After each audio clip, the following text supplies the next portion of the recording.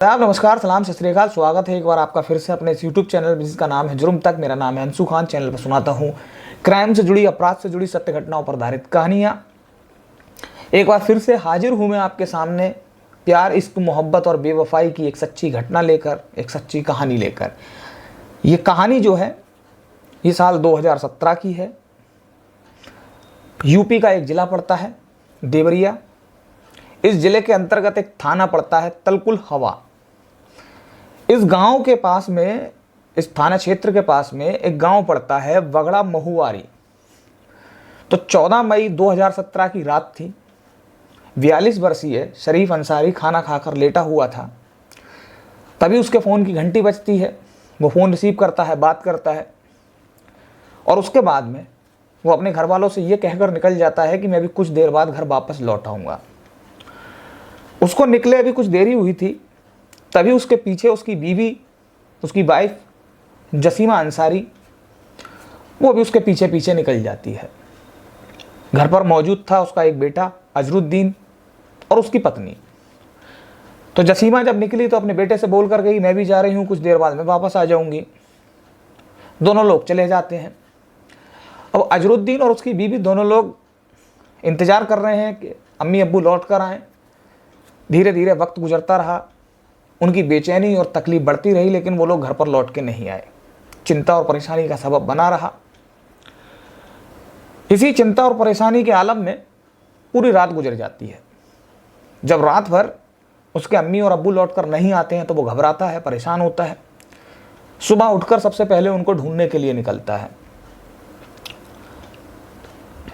जब वो वहाँ उनको ढूंढने के लिए निकला, सुबह के करीब 8 बजे थे, उसे खबर मिलती है कि शाहपुर पुरैना नहर के पास में उसके अब्बू की लाश पड़ी हुई है, सरकटी।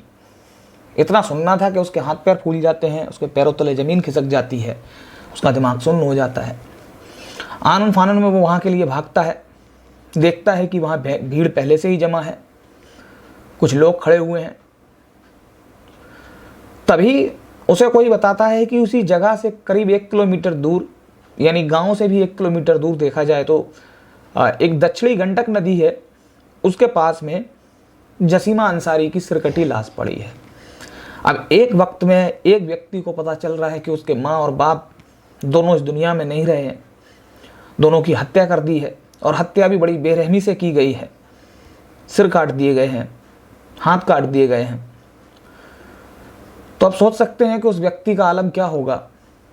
इतना खतरनाक और अजीब सा मंजर देखकर उसकी रूह कांप गई होगी। खैर, कुछ लोग होते हैं, इस घटना की सूचना जो है, जो तलकुल हवा का जो थाना पड़ता है उस थाना क्षेत्र में दी जाती है। वहाँ पर जो थाना प्रभारी होते हैं राजाराम यादव जी, उनको जब इस घटना की सूचना मिलती है तो वो समझ जाते हैं कि मामला कुछ गंभीर है और जल्दी ही निकलना चाहिए। वो अपने सहयोगियों के साथ मौका वारदात के लिए निकलते हैं। उनके साथ में एसआई शैलेंद्र कुमार, भूपेंद्र सिंह, गुफरान अंसारी, वीर बहादुर सिंह, सिपाही राहुल सिंह, मनीष दुबे, प्रद्युमन जायसवाल, रविशंकर श्रीवास्तव, कैलाश चंद्र यादव, दुर्गेश चौरसिया, श्याम नारायण पांडे, देवव्रत यादव और अनुराग यादव के साथ ये सब लोग घटना स्थल पर पहुंचते हैं। अब जब ये निकल रहे थे तो इस जानकारी जो थी, इस हत्याकांड की सूचना इन्होंने अपने आला अधिकारियों को भी दे दी। तो उस वक्त जो एसपी का कार्यभार देख रहे थे, एडिशनल एसपी चिरंजीवी नाथ सिन्हा, और जो नगर के जो सीईओ थे अजय सिंह जी, उनको भी दे दी। ये भी घटना स्थल पर पहुंचते हैं। अब इस मामले की सनसनी फैल जाती है। इसकी जो जानकारी होती है वो गोरखपुर जोन के आईजी मोहित अग्रवाल और डीआईजी नीलाब्जा चौधरी को हुई, तो वो भी वहाँ पहुँच जाते हैं। अब घटना स्थल पर छोटे से लेकर बड़ा अधिकारी तक मौजूद था। वहाँ पहुँचते हैं, लाश का निरीक्षण किया जाता है, देखा जाता है, तो पता चलता है जो शरीफ अंसारी है उसका सिर कटा हुआ है, गर्दन धड़ से अलग है, साथ में ही उसके दोनों हाथ कटे हुए हैं। और जो जसीमा अंसारी है उसका भी सिर कटा हुआ है, उसका बायां हाथ कटा हुआ है, बायां बक्षस्थल कटा हुआ है, साथ में ही स्त्री अंग भी कटा हुआ है। मतलब इतनी बेरहमी से हत्या की थी। तो पुलिस को ये लगता है कि जो भी हत्यारा है उसे कहीं ना कहीं इन दोनों से बहुत नफरत रही होगी, तभी इतनी बेरहमी से इनको मारा है, इस तरह मौत के घाट उतारा है। लिहाजा सारी फॉर्मेलिटी जो होती है उनको पूरा करने के बाद में लाश को पोस्टमार्टम के लिए भेज दिया जाता है। दोनों लाशें पोस्टमार्टम के लिए चली जाती हैं। अजरुद्दीन से पूछताछ होती है, बातचीत होती है। उससे पूछा जाता है कि किसी से कोई दुश्मनी, कोई रंजिश, तो बोलता है ऐसी कोई दुश्मनी और कोई रंजिश भी नहीं थी। बस कल रात को 12 बजे के टाइम पर एक फ़ोन आया था और फ़ोन उठाते ही अब्बू ने बात की और उसके बाद हम निकल जाते हैं। उनके पीछे पीछे अम्मी निकल जाती हैं और उसके बाद जब मैं सुबह उनको ढूंढने के लिए निकलता हूँ तो उनकी लाशें मिलती हैं। तो पुलिस ने कहा कि अपनी तहकीकात जो है अब कॉल डिटेल से ही शुरू की जाए, क्योंकि लास्ट जो फ़ोन आया था उसी से जानकारी मिल पाएगी। लिहाजा पुलिस शरीफ अंसारी की कॉल डिटेल निकलवाती है। तो कॉल डिटेल जब निकलती है तो रात को 12 बजे शरीफ के नंबर पर एक कॉल आया था और करीब 1 मिनट उस पर बात हुई थी। जब पूछताछ की गई पता चला तो ये जो नंबर था ये गांव में ही रहने वाले अरविंद प्रसाद का था। और जब मामले की गहराई में जाकर पूछताछ की गई तो पता चला कि अरविंद प्रसाद और शरीफ अंसारी ये लंबे समय से गहरे दोस्त थे। एक दूसरे के घर आना जाना भी था और काफ़ी इनकी एक दूसरे से बनती थी। लिहाजा लेकिन जो फ़ोन था उसके आधार पर पुलिस को शक होता है कि कहीं ना कहीं इस मामले में कहीं अरविंद का तो हाथ नहीं है। तो पुलिस अरविंद को ढूंढती है, उसको पकड़ती है। अरविंद का एक छोटा भाई होता है, उससे भी पूछताछ की जाती है। दोनों लोगों से अलग अलग पूछताछ की जा रही है। पूछताछ में अरविंद के भाई से ये पता चलता है, वो बताता है कि कल रात से ही अरविंद काफ़ी परेशान था और बदहवास सा था और मुझे ऐसा लगता है कि जसीमा और शरीफ का जो कत्ल है इसने ही किया है। अब पुलिस के लिए ये एक अहम जानकारी थी कि कोई एक भाई है, वही अपने भाई के बारे में कह रहा है कि उसने ही कत्ल किया है। तो कड़ी पूछताछ होती है अरविंद से। शुरुआत में दाएं बाएं घुमाता है, टाल मटोल करता है, लेकिन आखिरकार वो पुलिस के सामने टूट जाता है। जब वो टूट जाता है तो अपना जो जुर्म होता है वो कबूल करता है और बताता है कि जसीमा अंसारी की और शरीफ अंसारी की हत्या उसने ही की है। तो उसके इकबालिया जुर्म के बाद में जो कहानी सामने निकल कर आई वो कुछ इस तरह है। 35 वर्ष का अरविंद प्रसाद इसी गांव में रहता था। इसके पिता की सरकारी नौकरी थी। इसने भी कोशिश की नौकरी पाने के लिए, लेकिन कहीं इसकी नौकरी नहीं लगी। तो उसके बाद इसने अपने ही गांव के बाहर एक अंडे की दुकान खोल ली। अब इसी गांव में शरीफ अंसारी भी रहता था। शरीफ अंसारी से इसकी अच्छी खासी दोस्ती थी। ये दोनों लोग मिलकर जंगल से चोरी से लकड़ियां काटते थे और उसको बेचते थे। तो ये काम इनका साथ में चलता था, एक तरह से पार्टनर थे।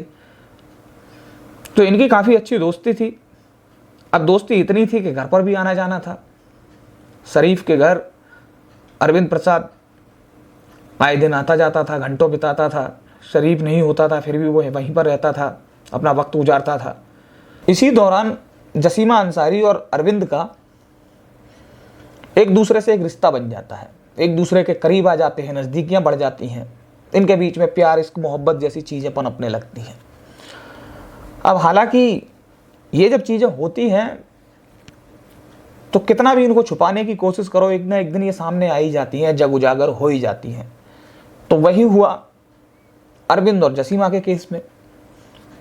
अब इनका जो प्यार परवान चढ़ रहा था, इसकी खबर शरीफ अंसारी को लग जाती है। शरीफ को जब पता चलता है तो उसका दिल टूट जाता है। एक तरफ उसकी बीवी है जो उसे धोखा दे रही है, एक तरफ उसका दोस्त है जो उसके साथ छल कर रहा है, कपट कर रहा है।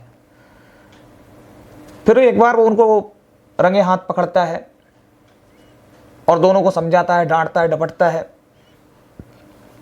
और उसके बाद में अरविंद प्रसाद को मारता है, पीटता है और घर से भगा देता है और बोलता है कि आइंदा मुझसे बात करने की कोशिश मत करना, मेरे घर आने की कोशिश मत करना, नहीं तुम्हारे लिए अच्छा नहीं होगा। अब यहाँ से जसीमा और अरविंद की दूरियां शुरू हो जाती हैं। अरविंद का आना जाना नहीं हो पा रहा है, जसीमा उससे मिल नहीं पा रही है। अरविंद की दोस्ती जो थी शरीफ से वो भी ख़त्म हो जाती है। तो बड़ा परेशान रहता है। अब इसी चीज़ को लगभग 6-7 महीने बीत जाते हैं, सब में दूरियां हैं, लेकिन कहीं ना कहीं अरविंद को जो है जसीमा की कमी खलती है। उससे बातचीत करने की कोशिश करता है। इसी दौरान अरविंद को यह पता चलता है कि जसीमा के कुछ और मर्दों के साथ में भी नाजायज़ ताल्लुकात हैं। तो जब उसे ये बात पता चलती है तो उसे और गुस्सा आता है। वो अपने आप को महसूस करता है कि प्यार में ठोकर खाया हुआ, ठुकराया हुआ एक आदमी है वो।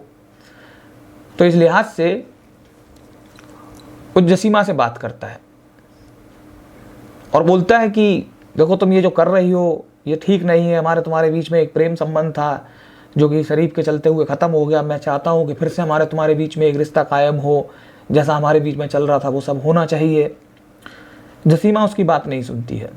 तो जसीमा को धमकी देता है कि ठीक है, अगर तुम नहीं मानती हो तो मैं तुम्हारी बात जो है, तुम्हारे गैर मर्दों के साथ में जो ताल्लुकात हैं, मैं इसकी जानकारी तुम्हारे पति जो है शरीफ अंसारी उसको दे दूंगा। लेकिन वो जसीमा उसकी बात को सीरियसली नहीं लेती है। तभी अरविंद के दिमाग में खुराफात जन्म लेती है। वो सोचता है कि एक तीर से 2 शिकार किए जाएं। वो अरविंद जो है शरीफ से दोस्ती करता है, बात करता है, उससे माफ़ी मांगता है और फिर से उसे अपने विश्वास में ले लेता है। वो उसको बोलता है कि मुझसे जो गलतियां हुई वो पुरानी बातें हैं, उन सबको माफ़ कर दो, भूल जाओ, अब ऐसा कुछ नहीं है, हम तुम पुराने दोस्त थे, अच्छे दोस्त थे। अब दोस्ती होती है। तो एक दिन मौका देखकर अरविंद जसीमा के बारे में शरीफ को बता देता है। लेकिन यहाँ पर मामला उल्टा पड़ता है। यहाँ पर जो शरीफ होता है वो अरविंद की बात को सीरियसली नहीं लेता है और उसकी बात को नहीं समझता है। अब इस बात की खबर जब जसीमा को लगती है तो उसे लगता है कि अब तो ठीक है, जब मेरा पति मेरे साथ में है और अरविंद ने उससे मेरी बात कही लेकिन उसने कभी ऐसा कुछ सोचा ही नहीं, तो अब मुझे और खुली छूट है और खुली आज़ादी है। अरविंद फिर जसीमा से बात करता है तो वो उसे झिड़क देती है, बोलती है कि तुमने अपने मन की कर ली, तुमने उसको शरीफ को बोल दिया, फिर भी मेरा कुछ नहीं हुआ, अब तुम मुझसे दूर रहना, मुझे तुमसे कोई मतलब नहीं है। अब यहाँ पर प्यार में ठोकर खाया हुआ और उसके अलावा शरीफ ने उस पर हाथ भी उठाया था, मारपीट की थी, तो ये बातें कहीं ना कहीं उसके दिल में टीस की तरह लग गई थी, चुभ रही थी और वो इन सारी चीज़ों का बदला लेना चाहता था। अब उसके दिमाग में सनक सवार हो चुकी थी इन दोनों से बदला लेने की। तो वो अपनी योजना बनाता है कि कैसे ठिकाने लगाया जाए और क्या किया जाए। तो 14 मई 2017 की रात को अरविंद जो है रात 12 बजे शरीफ को कॉल करता है और बोलता है कि जंगल में लकड़ी काटने चलना है, तुम आ जाओ। शरीफ जो होता है जैसे बैठा हुआ था, जिन कपड़ों में था, जिस हालत में था, निकल जाता है घर पे, बोलता है कि मैं कुछ देर में आ जाऊंगा। दोनों लोग मिलते हैं, जंगल पहुंचते हैं, बात होती है चलो लकड़ी काटते हैं। तो अरविंद कहता है कि ठीक है, ये पेड़ है, तुम इस पेड़ पर चढ़ो, मैं तुम्हारी मदद करूंगा और तुम लकड़ी काटो। शरीफ जैसे ही पेड़ पर चढ़ने के लिए आगे बढ़ता है तभी अरविंद के पास में एक लकड़ी काटने वाला तेज धार हथियार होता है, दाव होता है, उससे एक उसके ऊपर भरपूर वार करता है। तो पहले ही वार में शरीफ की गर्दन उसके धड़ से कटकर अलग गिर जाती है। अब उसे गुस्सा भी था तो उसके वो दोनों हाथ भी काट देता है। अब जिस वक्त वो ये कर रहा था तभी पीछे से जसीमा आ जाती है, उसको शरीफ की हत्या करते हुए देख लेती है। अब अरविंद को लगता है कि उसका भेद खुल जाएगा, वो सबको बता देगी, तो बिना देरी किए हुए वो जसीमा की भी हत्या कर देता है। गला काटता है, हाथ काटता है, वक्षस्थल काटता है, और भी अंग हैं उनको काटता है और बड़ी बेरहमी से जसीमा की भी हत्या कर देता है और शरीफ की भी हत्या कर देता है। यहाँ से हत्या करने के बाद में फिर वो उन लाशों को अलग अलग जगहों पर फेंकता है और फरार होने की कोशिश करता है और उसको लगता है कि उसे कोई पकड़ नहीं पाएगा। लेकिन कातिल कितना भी शातिर क्यों ना हो, एक ना एक दिन पकड़ा जरूर जाता है। और यही हुआ शरीफ और जसीमा और अरविंद की इस त्रिकोण प्रेम कहानी के केस में, कि पहले नाजायज रिश्ते पनपे, दोस्ती में दगा हुआ, प्यार में दगा हुआ, रिश्ते में बेवफाई हुई, और फिर वही जो अक्सर इन चीज़ों में होता है, प्यार, इसकी मोहब्बत और बेवफाई, उसके बाद फिर कत्ल, खून, लाश। तो यही थी एक छोटी सी कहानी, एक सच्ची घटना, प्यार, इश्क, मोहब्बत और बेवफाई की एक हैवानियत भरी कहानी, जिसमें एक सनक चलते हुए उसने 2 लोगों की बड़ी बेरहमी से हत्या कर दी। तो यदि आप अगर इस कहानी पर अपनी कुछ राय देना चाहते हैं तो नीचे कमेंट करके ज़रूर बताइएगा। मिलता हूँ आपको फिर किसी अगली जुर्म की दास्तान के साथ, तब तक के लिए धन्यवाद दोस्तों।